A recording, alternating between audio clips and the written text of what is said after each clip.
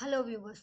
100 days 100 Python projects இன்னைக்கு நம்ம டே 54ல இருக்கோம். இன்னைக்கு நம்ம என்ன ப்ராஜெக்ட் பற்றி பார்க்க போறோம்னா குவிஸ் ஆப் யூசிங் பைத்தான். இதுக்கு வந்து நம்ம tkinter அண்ட் pandas லைப்ரரி தான் யூஸ் பண்ணியிருக்கோம். இந்த குவிஸ் ஆப் வந்து கொஷின் ஆன்சர்ஸ் வந்து ஒரு CSV ஃபைல வந்து நம்ம யூஸ் பண்ணியிருப்போம். quizquestions.csv அப்படிங்கிறதுல வந்து நான் கொடுத்துருக்கேன். ஸோ இதில் வந்து காலத்துக்கு வந்து ஒரு நேம் கொடுத்துருப்பேன். கொஷின்ஸ் வந்து ஃபர்ஸ்ட் காலத்தில் இருக்கும். And option A, option B, option C, option D and answer key வந்து லாஸ்ட்டாக வந்து கொடுத்துருப்போம். இதே மாதிரி நான் இப்போதைக்கு ஒரு 3 ரோஸ் வந்து கொடுத்துருக்கேன். நீங்கள் வந்து உங்களுக்கு தேவையான எத்தனை கொஷின்ஸ் வேணால் கொடுத்துக்கலாம்.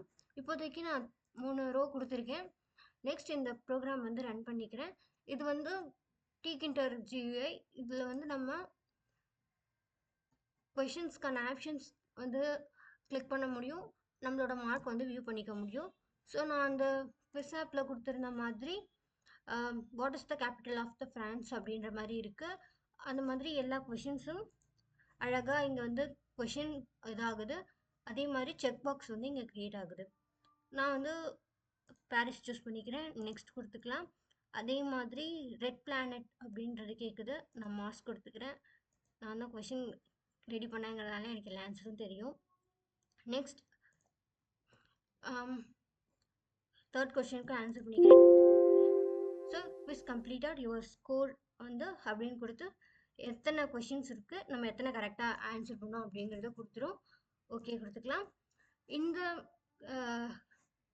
CSV ஃபைல் வந்து நான் வந்து இந்த CSV ஜென்ரேட்டரில் தான் வந்து யூஸ் பண்ணி க்ரியேட் பண்ணியிருந்தேன். அண்ட் இந்த குவிஸ் ஆப்பில் ஒரு பேசிக்காக நம்ம ஒரு CSV ஃபைல் வந்து அப்லோட் பண்ணுறோம். அதாவது இது அப்லோட் பண்ணுறது கிடையாது, அந்த நேம் வந்து இதில் வந்து கொடுக்குறோம்.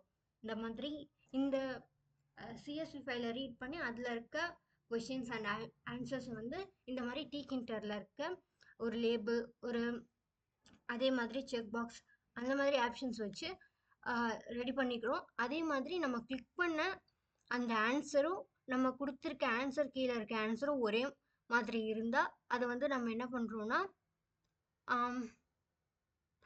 அதுக்கேற்ற மாதிரி மார்க் கொடுக்குற மாதிரி நம்ம வந்து ப்ரோக்ராம் பண்ணியிருக்கோம்.